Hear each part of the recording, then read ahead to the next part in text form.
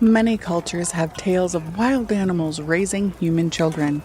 Even the Roman Empire's tale of its great founding heroes Romulus and Remus were said to be raised by a she-wolf. Now I will share an excerpt from a classic tale of animals not only raising a child, but the bonds between both man and animal. I present The Jungle Book by Rudyard Kipling. It was the jackal, Tabaqui, the dish licker, and the wolves of India despise Tabaqui because he runs about making mischief and telling tales and eating rags and pieces of leather from the village rubbish heaps. But they are afraid of him too, because Tabaqui, more than anyone else in the jungle, is apt to go mad, and then he forgets that he was ever afraid of anyone and runs through the forest biting everything in his way. Even the tiger runs and hides when little Tabaqui goes mad, for madness is the most disgraceful thing that can overtake a wild creature. We call it hydrophobia, but they call it Diwani, the madness, and run. "Enter then, and look," said Father Wolf stiffly, "but there is no food here." "No food for a wolf, no," said Tabaqui, "but for so mean a person as myself, a dry little bone is a good feast. Who are we, the Gilder Log, the jackal people, to pick and choose?" He scuttled to the back of the cave, where he found the bone of a buck with some meat on it, and sat cracking the end merrily. "Ah, thanks for this good meal," he said, licking his lips. "How beautiful are the noble children! How large their eyes! And so young, too! Indeed, indeed, I might have remembered that the children of kings are men from the beginning." Now, Tabaqui knew as well as anyone else that there is nothing so unlucky as to compliment children to their faces. It pleased him to see Mother and Father Wolf look uncomfortable. Tabaqui sat still, rejoicing in the mischief that he had made, and then he said spitefully, "Shere Khan, the big one, has shifted his hunting grounds. He will hunt among these hills for the next moon, so he has told me."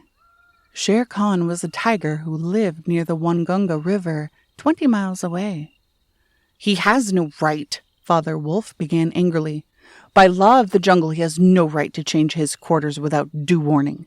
He will frighten every head of game within 10 miles, and I have to kill for 2 these days." "His mother did not call him Lungri, the lame one, for nothing," said Mother Wolf quietly. "He has been lame in 1 foot from his birth. That is why he has only killed cattle.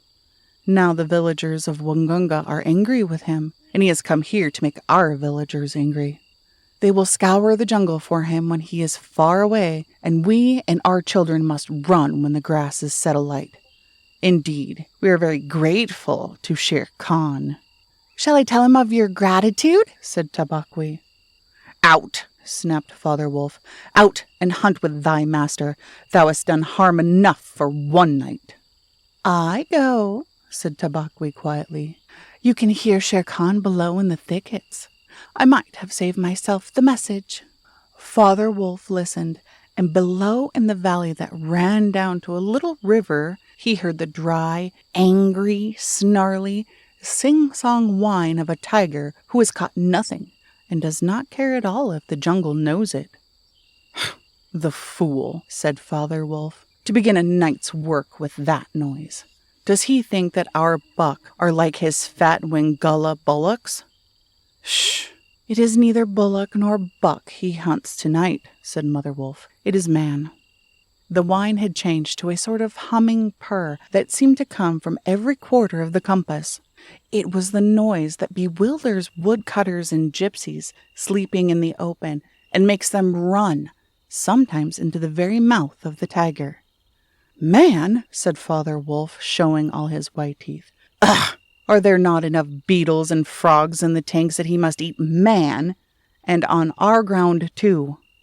The law of the jungle, which never orders anything without a reason, forbids every beast to eat man except when he is killing to show his children how to eat. And then he must hunt outside the hunting grounds of his pack or tribe. The reason for this is that man-killing means, sooner or later, the arrival of men on elephants with guns, and hundreds of men with gongs and rockets and torches. Then everybody in the jungle suffers. The reason the beasts give among themselves is that man is the weakest and most defenseless of all living things, and it is unsportsmanlike to touch him. They say, too, and it is true, that man-eaters become mangy and lose their teeth. The purr grew louder and ended in a full-throated roar of the tiger's charge. Then there was a howl, an untigerish howl, from Shere Khan. He is missed, said Mother Wolf. What is it? Father Wolf ran a few paces and heard Shere Khan muttering and mumbling savagely as he tumbled about the scrub.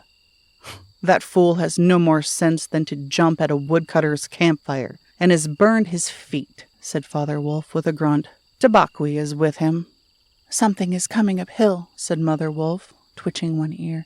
Get ready. The bushes rustled a little in the thicket, and Father Wolf dropped with his haunches under him, ready to leap. Then, if you had been watching, you would have seen the most wonderful thing in the world. The wolf checked in mid-spring. He made his bound before he saw what he was jumping at, and then tried to stop himself. The result was that he shot up straight into the air 4 or 5 feet, landing almost where he left the ground. Man, he snapped. A man's cub, look! Directly in front of him, holding on by a low branch, stood a baby who could just walk, as soft and as dimpled a little atom as had ever come to a wolf's cave at night. He looked up into Father Wolf's face and laughed. Is that a man's cub? Said Mother Wolf. I have never seen one. Bring it here. A wolf, accustomed to moving his own cubs, can, if necessary, mouth an egg without breaking it. And though Father Wolf's jaws closed right on the child's back, not a tooth even scratched the skin as he laid it down among the cubs. How little and how bold, said Mother Wolf softly. The baby was pushing his way between the cubs to get as close to the warm hide. Aye, and so this is a man's cub. Now, was there ever a wolf that could boast of a man's cub among her children? I have heard now and again of such things, but never in our pack or in my time, said Father Wolf. He is altogether without hair, and I could kill him with a touch of my foot. But see, he looks up and is not afraid. The moonlight was blocked out of the mouth of the cave, for Shere Khan's great square head and shoulders were thrust into the entrance. Tabaqui, behind him, was squeaking, my lord, it went in there." "Shere Khan does us great honor," said Father Wolf, but his eyes were very angry. "What does Shere Khan need?" "My query. A man's cub went this way," said Shere Khan. "Its parents have run off. Give it to me." Shere Khan had jumped at a woodcutter's campfire, as Father Wolf had said, and was furious from the pain of his burned feet. But Father Wolf knew that the mouth of the cave was too narrow for a tiger to come in by. Even where he was, Shere Khan's shoulders and forepaws were cramped for want of room, as a man's would be if he'd been tied to fight in a barrel. "The wolves are a free people," said Father Wolf. "They take orders from the head of the pack, and not from any striped cattle killer. The man's cub is ours, to kill if we choose." "You choose, and you do not choose. What talk is this of choosing? By the bull that I killed, am I to stand nosing in your dog's den for my fair dues? It is I, Shere Khan, who speak." The tiger's roar filled the cave with thunder. Mother Wolf shook herself clear of the cubs and sprang forward, her eyes like two green moons in the darkness, facing the blazing eyes of Shere Khan. "It is I, Raska, the demon, who answers. The man's cub is mine, Lungri, mine to me. He shall not be killed. He shall live to run with the pack and to hunt with the pack. And in the end, look you, hunter of little cubs, frog eater, fish killer. He shall hunt thee. Now get hence, or by the Sambor that I killed, I eat no starved cattle. Back thou goest to thy mother, burned beast of the jungle, lamer than thou camest into the world. Go!" Father Wolf looked on amazed. He had almost forgotten the days when he won Mother Wolf in fair fight from 5 other wolves, when she ran in the pack and was not called the demon for compliment's sake. Shere Khan might have faced Father Wolf, but he could not stand up against Mother Wolf, for he knew that where he was, she had all the advantage of the ground and would fight to the death. So he backed out of the cave mouth, growling. And when he was clear, he shouted, "Each dog barks in his own yard. We will see what the pack will say with this fostering of man cubs. The cub is mine, and to my teeth he shall come to the end, O bush-tailed thieves." Mother Wolf threw herself down, panting, among cubs, and Father Wolf said to her gravely, "Shere Khan speaks this much truth. The cub must be shown to the pack. Will you still keep him, Mother?" "Keep him?" she gasped. "He came here by night, alone and very hungry, yet he was not afraid.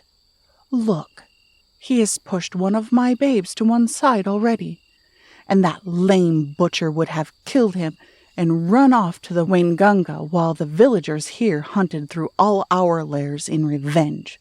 Keep him? Assuredly I will keep him. Lie still, little frog. Oh, little Mowgli. For Mowgli the frog I will call you. The time will come when you will hunt Shere Khan as he has hunted you." "But what will our pack say?" said Father Wolf. "The law of the jungle lays down very clearly that any wolf may, when he marries, withdraw from the pack he belongs to. But as soon as his cubs are old enough to stand on their feet, he must bring them to the pack council, which is generally held once a month at full moon, in order that the wolves may identify them. After that inspection, the cubs are free to run where they please, and until they have killed their first buck, no excuse is accepted if a grown wolf of the pack kills one of them. The punishment is death where the murderer can be found, and if you think for a minute, you will see that this must be so." Father Wolf waited till his cubs could run a little, and then on the night of the pack meeting took them and Mowgli and Mother Wolf to the Council Rock, a hilltop covered with stones and boulders where hundreds of wolves could hide. Akela, the great gray lone wolf, who led all the pack by strength and cunning, lay out at full length on his rock, and below him sat 40 or more wolves of every size and color, from badgered-colored veterans who could handle a buck alone to young black 3-year-olds who thought they could. The lone wolf had led them for a year now. He had fallen twice into a wolf trap in his youth, and once he had been beaten and left for dead, so he knew the manners and customs of men. There was very little talking at the rock. The cubs tumbled over each other in the center of the circle where their mothers and fathers sat, and now and again a senior wolf would go quietly up to a cub, look at him carefully, and return to his place on noiseless feet. Sometimes a mother would push her cub far out into the moonlight to be sure that he had not been overlooked. Akela from his rock would cry, "You know the law. Ye know the law. Look well, O wolves." And the anxious mothers would take up the call, look well, O wolves." At last, and Mother Wolf's neck bristles lifted as the time came, Father pushed Mowgli the Frog, as they called him, into the center where he sat laughing and playing with some pebbles that glistened in the moonlight. Akela never raised his head from his paws, but went on with the monotonous cry, "Look well." A muffled roar came up from behind the rocks, the voice of Shere Khan crying, "The cub is mine! Give him to me! What have the free people to do with a man's cub?" Akela never even twitched his ears. All he said was, "Look well, O wolves. What have the free people to do with the orders of any save the free people? Look well." There was a chorus of deep growls, and a young wolf in his 4th year flung back Shere Khan's question to Akela. "What have the free peoples to do with a man's cub?" Now the law of the jungle lays down that if there is any dispute as to the right of a cub to be accepted by the pack, he must be spoken for by at least 2 members of the pack who are not his father and mother. "Who speaks for this cub?" said Akela. "Among the free people, who speaks?" There was no answer, and Mother Wolf got ready for what she knew would be her last fight, if things came down to fighting. Then the only other creature who is allowed at the pack council, Baloo, the sleepy brown bear who teaches the wolf cubs the law of the jungle. Old Baloo, who can come and go where he pleases, because he eats only nuts and roots and honey, rose upon his hindquarters and grunted. "The man cub. The man's cub," he said. "I speak for the man's cub. There is no harm in a man's cub. I have no gift of words, but I speak the truth. Let him run with the pack, and be entered with the others. I myself will teach him." "We need yet another," said Akela. "Baloo has spoken, and he is our teacher for the young cubs. Who speaks besides Baloo?" A black shadow dropped down into the circle. It was Bagheera the Black Panther, inky black all over, but with the panther markings showing up in certain lights like the pattern of watered silk. Everybody knew Bagheera, and nobody cared to cross his path, for he was as cunning as Tabaqui, as bold as the wild buffalo, and as reckless as the wounded elephant. But he had a voice as soft as wild honey dripping from a tree, and a skin softer than down. "Oh, Akela, and you the free people," he purred. "I have no right in your assembly, but the law of the jungle says that if there is a doubt which is not a killing matter in regard to a new cub, the life of that cub may be bought at a price. The law does not say who may or may not pay that price. Am I right?" "Good, good," said the young wolves, who are always hungry. "Listen to Bagheera. The cub can be bought for a price. It is the law." "Knowing that I have no right to speak here, I ask your leave."